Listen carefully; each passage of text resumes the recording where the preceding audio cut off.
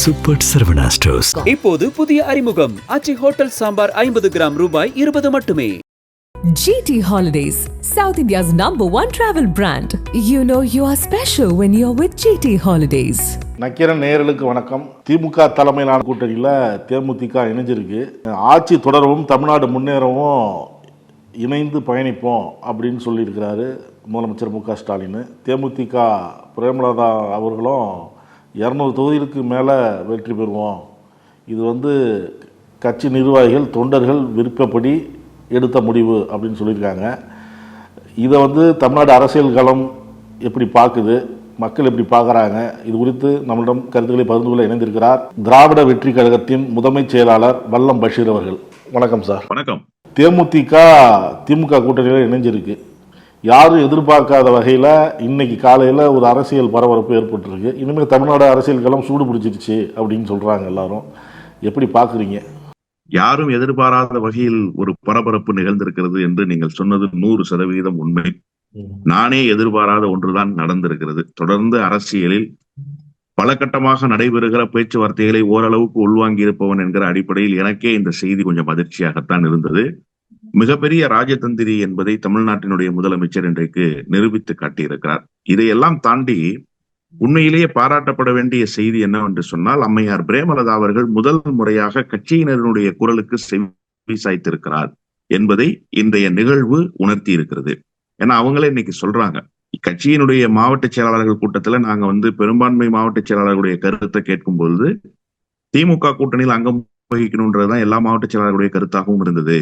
அதற்கு ஏற்பத்தான் இந்த முடிவு அமைந்திருக்கிறது என்று சொல்வார். உண்மையிலேயே திமுகவோடு கூட்டு வைக்க வேண்டும் என்றுதான் தேமுதிகவினுடைய மாவட்ட செயலாளர்கள் விரும்பினார்கள். கட்சி சார் 2011 வெற்றி பெற்றதற்கு பிறகு தொடர் தோல்விகளை மட்டுமே சந்தித்திருக்கிறது. தேர்தலை சந்திக்காமல் இருந்தால் கூட பரவாயில்லை, எல்லா தேர்தலையும் சந்தித்தார்கள். ஒரு தேர்தல் விடாமல் எல்லா தேர்தலையும் சந்தித்தார்கள். 2014, 2016, 19, 21, 24 வரிசையாக எல்லா தேர்தல்களிலும் தவறான முடிவு. இன்னும் சொல்ல வேண்டும் என்று சொன்னால், தேமுதிகவினுடைய பலம் தமிழ்நாட்டினுடைய எதிர்க்கட்சி என்கிற நிலையிலிருந்து அடுத்த கட்டத்துக்கு நகர்ந்திருக்க வேண்டும். ஆனால் அதனுடைய வளர்ச்சி என்பது தடைபட்டு போனதற்கு பல்வேறு காரணங்கள். மிக முக்கியமான காரணம் தேசிய ஜனநாயக கூட்டணியில் 2014ஆம் ஆண்டு இணைந்ததுதான். ஒருவேளை தேசிய ஜனநாயக கூட்டணியில் இணையாமல் போயிருந்தால் அந்த கட்சியினுடைய வளர்ச்சி என்பது வேறு விதமாக இருந்திருக்கும். அதையெல்லாம் விட மிகப்பெரிய தவறு 2016 மக்கள் நல கூட்டணிக்கு தலைமை தாங்கியது என்பது. நீண்ட இடைவெளிக்கு பிறகு ஒரு வெற்றி கூட்டணியில் தேமுதிக இடம்பெற்றிருக்கிறது. உண்மையிலேயே தேமுதிகவுக்கு ஒரு வெற்றி தேவைப்படுகிறது என்பதுதான் யதார்த்தமான உண்மை. அதனால்தான் அம்மையார் பேசும்போது கூட கடைசி மாநாட்டுல சொன்னாங்க, கொள்கை என்ன என்று கேட்கிறார்கள், வெற்றிதான் எங்கள் கொள்கை என்று சொன்னார். ஒரு புதிய செய்தி தான். கொள்கை என்பது வெற்றியாக இருக்க முடியாது. வெற்றி தோல்விகளுக்கு அப்பாற்பட்டது கொள்கை, தத்துவம். ஆனா வெற்றி தான் கொள்கை என்பதற்கு அவர் ஏன் அத்தகைய முடிவுக்கு வந்தார் என்று சொன்னால், நீண்ட இடைவெளியாகிவிட்டது வெற்றியை அந்த கட்சிக்கு கொடுத்து. ஏறக்குறைய 16 ஆண்டுகளுக்கு பிறகு ஒரு வெற்றி இந்த கட்சிக்கு தேவைப்படுகிறது, அதுவும் விஜயகாந்த் இல்லாத நேரத்தில் தேவைப்படுகிறது என்பதை அம்மையார் பிரேமலதா அவர்கள் உணர்ந்தே இருந்திருக்கிறார்கள். கட்சியினுடைய மாவட்ட செயலாளர்களுடைய முடிவுக்கு ஏற்ப இந்த முடிவை எடுத்திருக்கிறார். ஆனா இப்ப என்ன அப்படின்னு சொன்னா, எடப்பாடி பழனிசாமிக்கு தலையில் இடியை இறக்கி இருக்கிறார் தமிழ்நாட்டினுடைய முதலமைச்சர். இத்தனை ஆண்டுகளுக்கு அப்புறம் ஒரு வெற்றி நோக்கி அவங்க ஒரு முடிவு எடுத்திருக்கிறாங்க அப்படின்னு சொன்னீங்க. அவங்க பேசும்பொழுது நேர்காணல் கொடுத்தாங்க இல்லையா, அந்த சந்திப்புக்கு அப்புறம் அதில் ஒரு விஷயம் சொல்றாங்க. 2016 விரும்பின கூட்டணி இது, பழம் நழுவி பாலில் விழும் கலைஞர் சொன்னாரு, அப்பவே கேப்டனே இந்த கூட்டணி விரும்பினவர் தான் அப்படின்னு சொல்லிருக்காங்க. அதை எப்படி பாக்குறீங்க? இல்ல, 2016ஆம் ஆண்டு விஜயகாந்த் அவர்கள் ஏறக்குறைய திமுக கூட்டணிக்கு வருவதற்கு முடிவெடுத்து விட்டார். திமுக கூட்டணி தான் என்று பேச்சுவார்த்தையும் நடந்து முடிந்து விட்டது. ஆனால் இடையில் மக்கள் நல கூட்டணி என்று உருவானதற்கு பிறகு தேமுதிக அந்த கூட்டணிக்கு போகாமல் போனதுதான் யதார்த்தமான உண்மை. ஒரு தவறான முடிவை எடுத்ததன் மூலமாக அந்த கட்சி அதல பாதாளத்துக்கு போய் சேர்ந்தது. இப்போது வரை அந்த கட்சியை மீட்டெடுக்க முடியவில்லை. இப்போதுதான் கண்ணு கட்டிய தூரத்தில் ஒரு நம்பிக்கை ஒலிக்கேற்று இந்த வெற்றி கூட்டணியில் இடம்பெற்றதன் மூலமாக அந்த கட்சிக்கு கிடைத்திருக்கிறது. 6+1, 7+1 என்றெல்லாம் பேச்சுவார்த்தைகள் நடந்திருப்பதாக சொல்கிறார்கள். அதிகபட்சமாக 7 தொகுதிகள், 6லிருந்து 7 தொகுதிகள் ஒரு ராஜ்யசபா கொடுப்பதற்கான வாய்ப்புகள் இருப்பதாகவே தான் நான் கருதுகிறேன். ஏன்னா ராஜ்யசபா தான் பிரதானமான நோக்கம்னு அவங்க ஏற்கனவே காய் நகர்த்துகிற வேலையை செய்தாங்க. அதிமுகவிடத்திலேயும் கடந்த தேர்தலில் அந்த ஒப்பந்தம் போடப்பட்டது. அதான் அதிமுகவில் கடந்த தேர்தலையும் அந்த பேச்சுவார்த்தை நடத்தினாங்க, பொதுவெளியிலையும் அதை சொன்னாங்க. நாங்கள் அந்த மாதிரி கேட்டிருந்தோம், எதிர்பார்த்துருந்தோம், அது நடக்கலை அப்படிங்கிற மாதிரிலாம் சொன்னாங்க. இப்போவும் நேற்று கூட எடப்பாடி பழனிசாமி பிரேமலதாவுக்கு அந்த இதை ஒதுக்குறாங்க ராஜ்யசபா சீட்டை அப்படின்னா நேற்று கூட செய்திகள்லாம் ஓடிட்டு இருந்தது. திடீர்னு எப்படி அது எடப்பாடி மேல இவங்க நம்பிக்கை எவ்வளவோ அவங்க நம்பிக்கை கொடுத்தும் இவங்க எடப்பாடியை நம்பலையா? இல்ல, அதாவது எடப்பாடி பழனிசாமி துவக்கத்திலிருந்தே நம்பிக்கைக்குரியவராக இல்லை என்பது தேமுதிகவினுடைய கருத்து. நீங்க சார் கமலஹாசனுடைய மக்கள் நீதி மையத்துக்கு ஒரு தொகுதி தருவதாக 2024 ஒப்பந்தம் போட்டாங்க. அந்த தேர்தலில் அவர் பிரச்சாரத்தில் ஈடுபட்டார், அவருக்கு இடங்கள் ஒதுக்கப்படல. ஆனாலும் எந்த நம்பிக்கையில் அவருக்கு இடம் ஒதுக்கப்படுவதாக சொல்லப்பட்டதோ, எந்த நம்பிக்கையில் இடம் கிடைக்கும் என்று அவர் நம்பினாரோ அந்த நம்பிக்கை காப்பாற்றப்பட்டது. திமுகவால செஞ்சாங்களா இல்லையா? இன்னைக்கு அவர் மாநிலங்களவைக்கு போனாரா இல்லையா? அப்போ தேமுதிகவுக்கு ஒரு இடத்தை 2026 காலியாக போகிற மாநிலங்களவையில் தரோம்னு சொல்லி ஒரு உத்தரவாதத்தை கொடுக்கிறார். அவங்க என்ன சொல்றாங்க, ஏற்கனவே நீங்கள் போடப்பட்ட ஒப்பந்தம் என்பது வரக்கூடிய தேர்தலுக்கு தான், அந்த தேர்தலிலேயே எங்களுக்கு கொடுக்கணும்னு கேட்கிறாங்க. அப்ப அதை கொடுக்காம அதை தள்ளி வச்சு அடுத்த முறைன்னு சொல்லி இவர் நீட்டிக்கிறாரு. அதுலயே அவருடைய நம்பகத்தன்மை கேள்விக்குறியாகதான் இல்லையா? தேர்தல் நடைபெறாம இருந்தா இந்த தள்ளி வைக்கிற நடவடிக்கை 2026 சொல்ற நடவடிக்கை சரியாக இருந்திருக்கும்.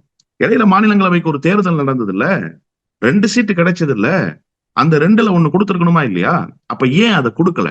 எதன் பொருட்டு நீங்கள் கொடுக்காமல் இருந்தீர்கள்? வாய்ப்பு இருக்கிற போது கொடுக்கவில்லை என்று சொன்னால் எப்போது கொடுப்பீர்கள்ங்கிற கேள்வி இருக்குல்ல. எடப்பாடி பழனிசாமி என்ன நினைச்சாருன்னா, ராஜ்யசபாவை இந்த அம்மாவுக்கு கொடுத்துட்டோம்னு சொன்னா கண்டிப்பா தேர்தல் முடிஞ்சதற்கு பிறகு இவங்களுடைய நிலைப்பாடு எப்படி வேண்டுமானாலும் மாறும், சட்டமன்ற தேர்தலிலும் இவரை பிடித்து இருத்த வேண்டும், அந்த நேரத்தில் நாம ராஜ்யசபா கொடுத்து சட்டமன்ற தேர்தல் கணக்கோடு சேர்த்து முடிக்கலாம்னு நினைச்சாங்க. ஆனா அவர் ஒன்று நினைக்க, பிரேமலதா இன்னொன்று கணக்கு போட்டார். நம்பத்தகுந்த இடத்தில் இருந்து ஒரு இடத்தை பெற்றுக்கொண்டு வெற்றியை நோக்கி செல்வதை தாண்டி தோல்வி பெறும் என்கிற அணியில் இடம்பெற்று ஏற்கனவே நம்பிக்கை இல்லாமல் இன்னொரு இடத்தை போய் பெற முடியுமா என்கிற ஒரு கேள்வி அவருக்குள் எழுந்திருக்கலாம்.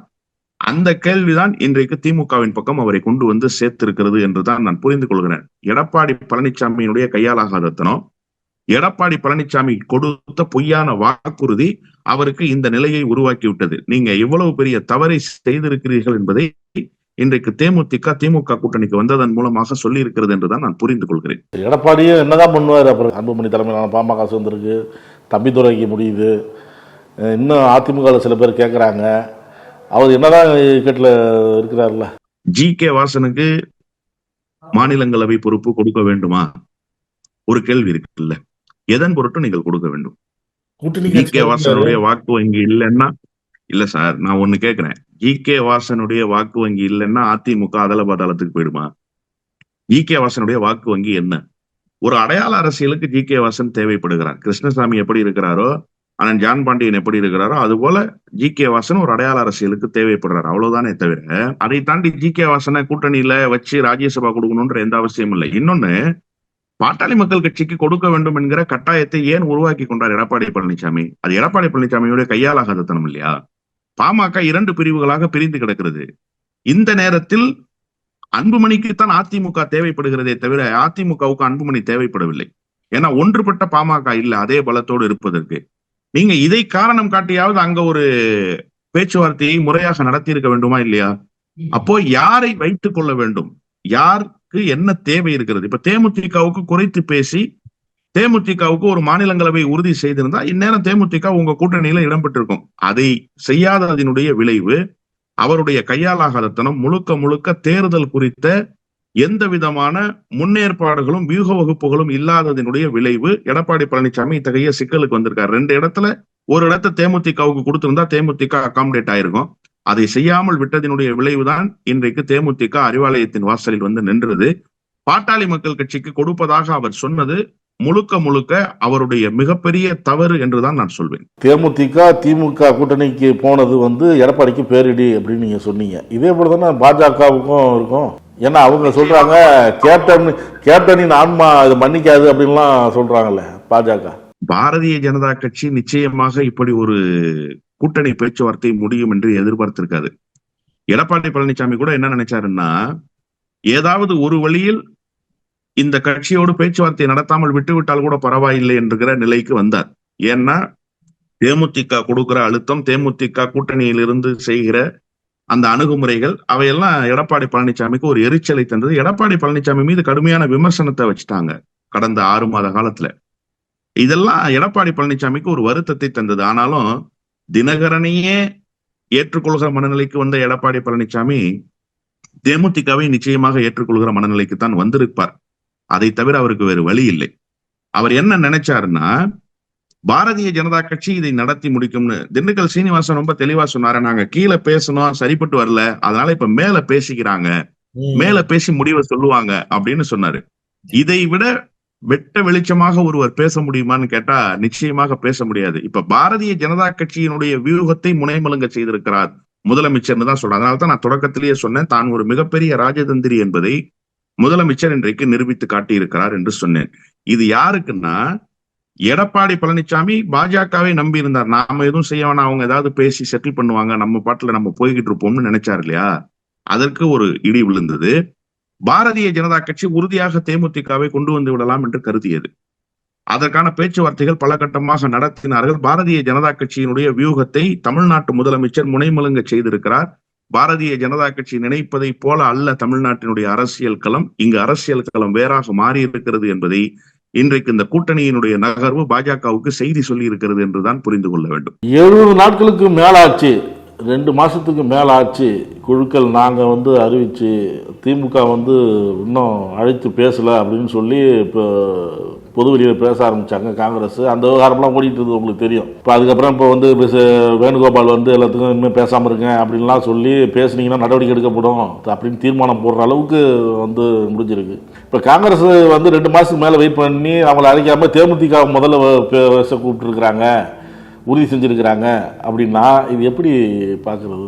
உள்ளபடியே சொல்ல வேண்டும் என்று சொன்னால், மாணிக்கம் தாகூர் வருத்தப்படக்கூடிய நிகழ்வு இன்றைக்கு நடந்திருக்கு. ஏன்னா எந்த விஜயகாந்தினுடைய மகனிடம் கடைசி நொடியில் வெற்றி வாய்ப்பை பெற்று வந்தாரோ அந்த விஜயகாந்தினுடைய கட்சி இன்றைக்கு சேர்ந்திருக்கிறது திமுக கூட்டணிக்கு. இது மாணிக்கம் தாகூருக்கு சொல்லப்பட்டிருக்கிற செய்தியாகவும் எடுத்துக்கொள்ளலாம். ஆனா ஏன் காங்கிரஸை கூப்பிடாம தேமுதிகவை கூப்பிட்டாங்க அப்படின்னு ஒரு கேள்வி இருக்குல்ல. இந்த கேள்வியை அரசியல் பார்வையாளராக புரிந்து கொள்ள வேண்டும். புதிய கூட்டணி என்று வருகிற போது அவர்களை முதலில் அழைத்து பேசுவதுதான் மாண்பாக இருக்கும். இன்றைக்கு காங்கிரஸை அழைத்து பேசியிருந்தால் அது அல்ல பரபரப்பு செய்தி, அது அல்ல திமுகவினுடைய வியூகம். தேமுதிகவை அழைத்து பேசியதுதான் திமுகவினுடைய வியூகம். ஏன்னா இந்த கூட்டணி பலமாக இருக்கிறது, இன்னும் புதிய கட்சிகள் சேர்ந்து கொண்டே இருக்கிறது. நான் ஏற்கனவே கடைசியாக நக்கீரனுக்கு பேசுகிற போது சொன்னேன், ஒரு திருவிழா கோலம் தென்படுகிறது அமமுகவும் அதிமுகவும் கூட்டணியில் இணைந்ததற்கு பிறகு. ஆனா இந்த பக்கம் ஒரு அமைதி நிலவுது அப்படிங்கிற கருத்து இருக்கு. முதல்ல யார் ஓடுறாங்கன்றது முக்கியம் இல்ல, இந்த மாரத்தான்ல கடைசியாக யார் ஓடி வெற்றியின் இலக்கை எட்டுகிறாருங்கிறது தான் முக்கியம். முதலில் வேகமாக ஓடுகிறவர் கடைசியில் சோர்வடைவார்கள், மெதுவாக ஓடுகிறவர்கள் கடைசியில் வீரியமாக ஓடி இலக்கை எட்டுவார்கள்னு சொன்ன இன்னைக்கு அது தமிழ்நாட்டு அரசியல்ல நடந்திருக்கு. தேமுதிகவை அழைத்து பேசியதன் மூலமாக இந்த கூட்டணியில் இன்னும் புதிய கட்சிகள் சேருகிறது என்கிற செய்தியை இந்த நாட்டு மக்களுக்கு சொன்னதன் மூலமாக தேர்தல் பணிகளில் வேகம் எடுத்திருக்கிறது திமுக என்கிற செய்தியை அறிவாலய தரப்பிலிருந்து இன்றைக்கு தமிழ்நாட்டுக்கு பந்தி வைத்திருக்கிறார்கள். நாளையிலிருந்து துவங்குது விருப்ப மனு அளிக்கிற அந்த நிகழ்வு. இப்ப தேமுதிக இன்றைக்கு வந்திருக்கிறாங்க. காங்கிரஸோடு பேச்சுவார்த்தை நடத்துவார்கள். ஏன் காங்கிரஸோடு பேச்சுவார்த்தை நடத்துவதில் எந்த சிக்கலும் இல்லை. கே.சி. வேணுகோபால் தான் ரொம்ப தெளிவா சொல்லிட்டு போயிட்டாரு. நேற்றைக்கு கூட அண்ணா செல்வ பெருந்தகை தன்னுடைய அருமை மகளினுடைய நிச்சயதார்த்த அழைப்புதலை குடும்பத்தோடு சென்று முதலமைச்சரை சென்று சந்தித்து கொடுத்திருக்கிறார். காங்கிரஸ் திமுக உறவில் எந்த பிணக்கும் இல்லை, பேச்சுவார்த்தைக்கு நிச்சயமாக அழைப்பார்கள். ஏற்கனவே ஒரு தேதியை திமுக குறிப்பிட்டிருக்கு. ஆனா ஏன் அவங்கள கூப்பிடாம இவங்களை கூப்பிடாம நீங்க ஏன் காத்திருக்கீங்கன்னு கேக்குறேன். நீங்க காத்திருக்காதீங்க, உங்களுக்கான அழைப்பு நிச்சயமாக வரும். யாருக்கு சார் அழைப்பு வரணும்? இதுவரைக்கும் கூட்டணியில் அங்கம் வகிக்காத கட்சிகள் எதிர்பார்க்கணும் அழைப்பு வரணும். அவங்க சொல்லிட்டே இருக்காங்கல்ல, இன்னும் கூட்டணி கூப்பிடல, 7 நாளைக்கு மேல ஆச்சு அப்படி பொதுவெளியில பேசுறாங்கல்ல. நீங்க காத்திருக்கீங்கன்னு கேக்குறேன். நீங்க என்ன காத்திருப்போர் பட்டியல் வெயிட்டிங் லிஸ்ட்ல இருக்கீங்க? இல்ல உங்களுக்கு பர்த் கன்ஃபார்ம் சார். அப்படியே நீங்க வெயிட்டிங்ல இருக்கிறேன்னு அங்கலாய்க்கிறீங்கன்னு கேக்குறேன். வெயிட்டிங்ல எல்லாம் இருக்க தேவையில்ல சார். உங்களுக்கு சீட்டு கன்ஃபார்ம், ட்ரெயின் வரும், உங்களை ஏத்தும், நீங்க அந்த ட்ரெயின்ல டிராவல் பண்ண போறது உறுதி. அந்த குழப்பம் உங்களுக்கு வேணாம். ஒருவேளை உங்களுக்கு ட்ரெயின் மாறி ஏறுற தேவை இருந்துச்சுன்னா, யோசனை இருந்துச்சுன்னா, நீங்க இந்த கன்ஃபர்மேஷனை கேட்கலாம். ட்ரெயின் மாற போறது இல்ல, இதே ட்ரெயின் தானே, இதே டிராவல் தானே, அப்போ நீங்க கவலைப்பட தேவையில்லை. நடுவில் இன்னொன்று ஓடிச்சு என்னன்னா, காங்கிரஸ் என்ன முடிவு எடுக்குதோ அதுக்கேற்ற மாதிரி தேமுதிக முடிவு எடுக்கும். காங்கிரஸ் வந்து தாவேக்கா கூட போற மாதிரி இருந்ததுன்னா தேமுதிகவும் அங்கே போகும் அப்படின்லாம் பேசப்பட்டு. இல்ல, காங்கிரஸுக்கும் தேமுதிகவுக்கும் பெரிய உடன்படிக்கையோ அல்லது உறவோ இருந்ததாக நான் கருதல. காங்கிரஸ் தாவேக்கா கூட போனாலுமே கூட காங்கிரசினுடைய நிலைப்பாட்டை ஒட்டி தேமுதிக எடுக்கணும்னு என்ன அவசியம் இருக்கு? தேமுதிக ஏற்கனவே ஒரு ஆசிட் டெஸ்ட பண்ணி பார்த்துட்டு வந்துச்சுல 2016. விசிக, 2 கம்யூனிஸ்ட் கட்சிகள், மதிமுக, தமாக, இவங்க எல்லாரையும் சேர்த்துக்கிட்டு ஒரு கூட்டணி அமைச்சு முதலமைச்சர் வேட்பாளர்னு போய் எங்க போனாங்க? கடைசியில என்ன நிலைமை ஆச்சு? தமிழ்நாட்டு மக்கள் பார்த்திருக்கிறாங்க. தேமுதிக இன்னும் கவனமாக அந்த விஷயத்துல என்ன நடந்திருக்குங்கிறத யூகிச்சு இந்த தேர்தல்ல முடிவெடுத்திருக்காங்க. அப்ப மீண்டும் அந்த மாதிரி ஒரு இடத்துக்கு போவாங்களா? காங்கிரஸ் பேச்சை கேட்டு நாசமா போகணுமா? அந்த முடிவுக்கு வருவாங்களா? அந்த கட்சி தாங்குமா அந்த நிலையை? அன்னைக்கு விஜயகாந்த் இருந்தாரு, அந்த கட்டமைப்பு எதிர்கட்சி நிலையிலிருந்து வந்த கட்டமைப்பாக இருந்தது.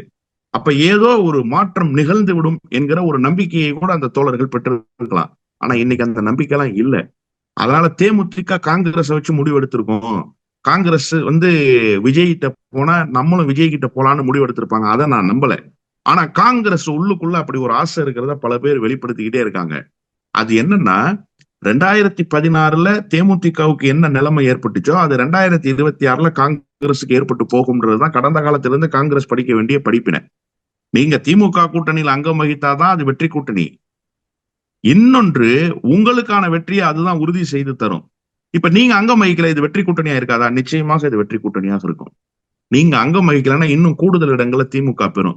நீங்க கன்னியாகுமரி, திருநெல்வேலி, தூத்துக்குடி இதை தாண்டி என்ன பெரிய தாக்கத்தை ஏற்படுத்திடுவீங்க? இந்த டேமேஜையும் கண்ட்ரோல் பண்ண முடியும் திமுகவால முடியாதா? நிச்சயமாக முடியும். அதுக்குத்தான் விருதுநகர் போன்ற பகுதிகளில் அந்த பெல்ட்ல காங்கிரஸ் கட்சியினுடைய இழப்பை கூடுதலாக சரி கட்ட முடியும் தேமுதிகவால. கடந்த காலத்துல நடந்திருக்கா இல்லையா? விருதுநகர்ல காங்கிரஸை விட தேமுதிக பலமாக மோதிருச்சா இல்லையா? திமுகவினுடைய போர்ஸை தாண்டி தேமுதிக மோதிருச்சா இல்லையா? நாடாளுமன்ற தேர்தலில் நம்ம பார்த்தோமா இல்லையா? அப்ப அந்த டேமேஜை கண்ட்ரோல் பண்றதுக்கு திமுக ஒரு ஏற்பாடு பண்ணிச்சு. இப்ப நீங்க, உங்களுக்கு தான் சார் நஷ்டம். நீங்க விஜய் கூட போனீங்கன்னா 2016 மக்கள் நல கூட்டணியோட விஜயகாந்த் போனது மாதிரி நீங்க இப்ப போனதாகத்தான் உங்களுடைய முடிவுகள் இருக்கும். காங்கிரஸ் கையில தான் முடிவு இருக்கு. திமுக ரொம்ப கிளாரிட்டியோட இருக்குன்னு தான் நான் புரிஞ்சுக்கிறேன். கூட்டணி கட்சிகள் தொடர்ந்து பயணிக்கிறாங்க திமுகவில். அவங்க கூடுதல் இடங்கள் வேணும் அப்படின்னு ஆசைப்படுறாங்க. இப்போ தேமுதிக வேற உள்ள வருது. இப்போ காங்கிரஸ், இப்போ நீங்க இவ்வளவு நேரம் பேசின காங்கிரஸே அதிக தொகுதியில் நிக்கணும்லாம் ஆசைப்படுறாங்க. இதுல எப்படி திமுக தலைமை சரி கட்டும்? எப்படி அதுக்கு ஒரு வியூகம் வச்சிருப்பாரா ஸ்டாலின்? நிச்சயமாக முதலமைச்சரிடம் வியூகங்கள் நிறைய இருக்கிறது என்றுதான் நான் புரிந்துகிறேன். கூடுதல் இடங்களை கேட்கிற கட்சிகள் ஒன்றை புரிந்து கொள்ளணும். திமுக கூட்டணியில் இன்றைக்கு பெறப்போகிற இடங்கள் எல்லாம் சட்டப்பேரவை உறுப்பினர்கள். நீங்க போட்டி போடுறதாக கருதக்கூடாது. அதெல்லாம் வெற்றி பெறுகிற இடங்கள்னு கருதணும். உதாரணத்துக்கு 6 இடங்களில் கடந்த முறை அண்ணன் திருமாவளவன் போட்டியிட்டார். 4 இடங்களில் வெற்றி பெற்று 2 இடங்களில் தோல்வியை தருகிறார். இந்த முறை 6 இடங்களை பெற்றால் 6லும் வெற்றி பெறுவதற்கான வாய்ப்புகள் இருக்கிறது. அப்ப நீங்க ஏன் கூடுதலான இடங்களை கேட்டு ஒரு நெருக்கடியான சூழலை உருவாக்கணும்? எல்லாருக்கும் கொடுக்க வேண்டிய ஒரு கட்டாயத்தில் திமுக இருக்குதா இல்லையா? கடந்த முறை 25 வாங்கி காங்கிரஸ் 18 ஜெயிச்சாங்க. இந்த முறை 20 வாங்கினா 20லயும் வெற்றி பெறுவார்கள். அதற்குண்டான சூழலை திமுக தமிழ்நாடு அரசியல் களத்தில் உருவாக்கி இருக்கிறது. திமுக அரசினுடைய சாதனைகள் தான் திமுகவை மக்கள்கிட்ட கொண்டு போய் சேர்க்க போகுது. இன்னும் சொல்ல வேண்டும் என்று சொன்னால், இந்த பலமான கூட்டணி திமுகவின் மீதான நம்பகத்தன்மையை மக்களிடத்துல உயர்த்தி காட்டியிருக்கு. திமுக தான் வெல்ல போகிறது என்கிற மனநிலையை மக்களிடத்துல உருவாக்கி இருக்கு. இதை அறுவடை செய்யத்தானே நீங்க பார்க்கணும். இதை சிதைப்பதன் மூலமாக அல்லது இதை கேள்விக்குறாக்குவதன் மூலமாக நாளைக்கு பாதிக்கப்பட போறது யாரு? இப்ப காங்கிரஸ் இவ்வளவு நெருக்கடிகளை உருவாக்கிட்டீங்களே கடந்த 60 நாட்கள்ல, இதனுடைய பாதிப்புகளை யார் தூக்கி சுமக்க போறா? காங்கிரஸ் தான் தூக்கி சுமக்க வேண்டும். நாளைக்கு கூட்டணியில் தொகுதிகள் முடிவாகிவிட்டால் நீங்கள் பேசிய பேச்சுக்கள் எல்லாம் திமுக தோழர்களினுடைய மனதில் ஆறாத ரணமாக அப்படியே இருக்குமே. அப்ப நீங்க இதை தானே யோசிச்சு பேசணும். காங்கிரஸ் கட்சியை தூக்கி சுமக்க வேண்டிய கட்டாயம் திமுகவுக்கு எங்கிருந்து வருது? 2019 ஏன் சார் பிரதமர் வேட்பாளர் ராகுல் தான் சொல்லணும் தமிழ்நாட்டு முதலமைச்சர், அன்றைக்கு இருந்த எதிர்கட்சி தலைவர்? காங்கிரஸே சொல்லலையே. ஆனாலும் காங்கிரசினுடைய தேவை என்ன, காங்கிரஸ் எப்படி பயணிக்க போகிறது, காங்கிரஸ் எதை நோக்கி அரசியலை செய்கிறது என்கிற வியூகம் காங்கிரஸ் கிட்ட இருக்கோ இல்லையோ, திமுக தலைவர்கிட்ட இருந்ததா இல்லையா? திமுக கூட்டணியில் எந்த விதமான நெருக்கடியும் உருவாகாது என்றுதான் நான் கருதுகிறேன். கருத்துக்களை பகிர்ந்து கொள்வதற்கு நன்றி. நன்றி. நக்கீரன் டிவிக்கு சப்ஸ்கிரைப் செய்யுங்கள். உங்கள் ஆதரவே எங்கள் பலம். ஆசிரியர்களுக்கு நண்பனாகவும் மாணவர்களுக்கு ஆசானாகவும் திகழும் தேர்வு வழிகாட்டி. ஒவ்வொரு பாடத்திற்கும் அனுபவமிக்க ஆசிரியர்களின் துல்லியமான தெளிவான விடைகள். CNC இருக்கு, தேர்வு பயம் எதற்கு? இது தீரன் பப்ளிஷிங் ஹவுஸ் விற்பனை வெளியீடு.